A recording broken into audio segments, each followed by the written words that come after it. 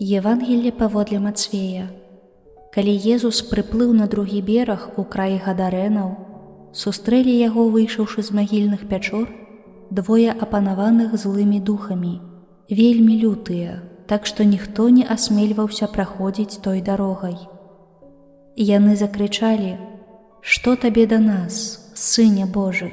Ты прыйшоў сюды заўчасна мучыць нас».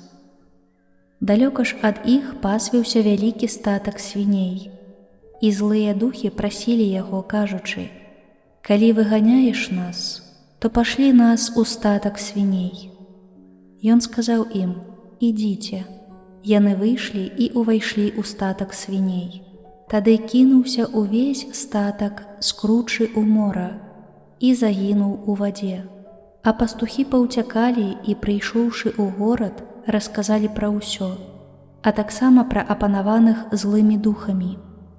Увесь горад выйшаў насустрач Езусу і, убачыўшы яго, папрасілі яго, каб ён адышоў ад іхніх межаў.